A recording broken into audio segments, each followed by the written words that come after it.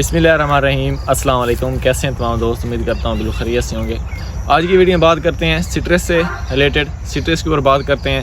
آپ نے ویڈیو مکمل واچ کرنی ہے۔ اگر آپ لوگ نئے ہیں ہمارے چینل پر تو چینل کو سبسکرائب لازمی کریں تاکہ پلانٹ سے ریلیٹڈ جتنی بھی ویڈیوز آ رہی ہوتی ہیں وہ آپ کو پر وقت ملتی رہیں۔ جیسا کہ آپ کو معلوم ہے اب نومبر کا منتھ چل رہا ہے اور جتنے بھی ہمارے سٹرس کے پلانٹ تھے ان کے اوپر ان کی تڑوائی کا سلسلہ بھی شروع ہو چکا ہے، اور ہمارے جو کچھ کسان دوست ہیں، ہمارے باغبان دوست ہیں، وہ یہی چاہ رہے ہیں کہ جیسے ہی ہمارے پلانٹس کی جو اس کا ہے اس کی تڑوائی مکمل ہوتی ہے، اس کی کانٹ چھانٹ کر اس کو ہم نے مکمل طور پر جتنی بھی اس کی خوراک دینی ہے وہ دے دیں۔ تو خوراک دینے کا صحیح ٹائم کون سا ہے، آپ نے ویڈیو کو مکمل واچ کرنا ہے۔ میں آپ کو چند ایک باتیں بتا دیتا ہوں، شیئر کر دیتا ہوں، اس کے بعد آپ کے لیے بہت آسانی ہو جائے گی کہ ہم نے اپنے پودے کو خوراک کس ٹائم دینی ہے۔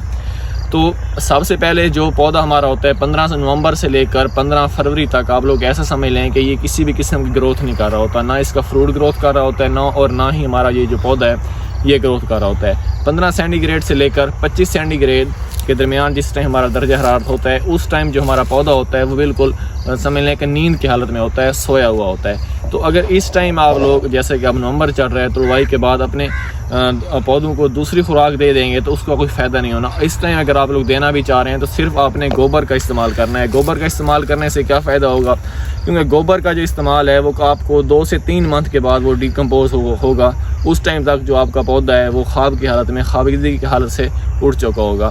تو آپ نے جو اب سوال پیدا ہوتا ہے کہ فاسفورسی کھادوں کا استعمال کس ٹائم کرنا ہے، اس کے بعد نائٹروجنی کھادوں کا استعمال کس طرح کرنا ہے۔ اب تو ہم نے گوبر کا استعمال کر دیا ہے۔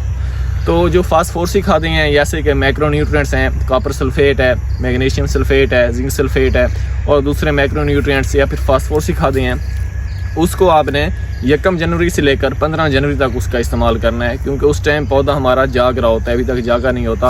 اور اس ٹائم آپ نے نائٹروجن کھادوں کا استعمال بالکل نہیں کرنا۔ اگر آپ لوگ اس ٹائم نائٹروجن کا استعمال کر دیتے ہیں تو سمجھ لیں کہ آپ کی جو نائٹروجن ہے اس کا کافی زیادہ حصہ وہ ضائع ہو جاتا ہے۔ تو اس ٹائم آپ نے 15 فروری سے پہلے اور 1 جنوری کے درمیان، مین کہ 1 جنوری سے لے کر 15 فروری کے درمیان آپ نے فاسفورسی اور دوسرے جتنے بھی میکرو نیوٹرینٹس ہیں ان کا استعمال کر دینا ہے۔ اس سے پہلے آپ نے گوبر کا استعمال کر دینا ہے۔ اگر آپ لوگ گوبر اس کے ساتھ بھی استعمال کر دیں گے تو اتنا بڑا ایشو نہیں ہے، لیکن جس ٹائم آپ نے نائٹروجن کا استعمال کرنا ہے وہ آپ ایسا سمجھ لیں کہ 15 فروری سے لے کر آپ نے 15 مارچ تک اس میں نائٹروجن کا استعمال کرنا ہے، کیونکہ اس ٹائم درجہ حرارت ہمارا بڑھ رہا ہوتا ہے، پودا اپنی گروتھ کی جانب گامزن ہوتا ہے، اور جس ٹائم پودا گروتھ کر رہا ہوتا ہے اس ٹائم سب سے زیادہ ہمارے پودے کو نائٹروجن کی ضرورت ہوتی ہے۔ تو آپ نے نائٹروجن پہلے استعمال کر اپنے ضائع نہیں کرنا، کیونکہ اس ٹائم ہمارا جو پودا ہوتا ہے وہ بالکل سویا ہوا ہوتا ہے، اس ٹائم آپ کی نائٹروجن ضائع ہو جائے گی۔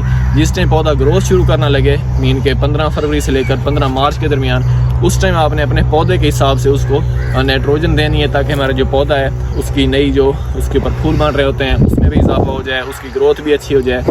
خوراک کا جو تعین ہوتا ہے وہ زمین کے حساب سے ہوتا ہے۔ اگر آپ کی جو زمین ہے وہ ریتلی ہے تو آپ کو صاف ظاہر ہے کہ اس کے اوپر خوراک زیادہ دینی پڑے گی۔ اگر آپ کی زمین پکے وٹ کی ہے، میرا زمین ہے، پکی میرا ہے، تو پھر آپ نے اس کو خوراک جو ہے وہ کچھ پودے کے حساب سے، زمین کے حساب سے کم دینی ہے۔ اس کے ساتھ ساتھ اگر آپ لوگ فولیئر کرنا چاہ رہے ہیں، فنجی سائڈ کا استعمال کرنے ہیں، تو پھر آپ لوگ فولیئر کسی بھی ٹائم کر سکتے ہیں اپنے پودے کو مختلف قسم کی بیماریوں سے بچانے کے لیے۔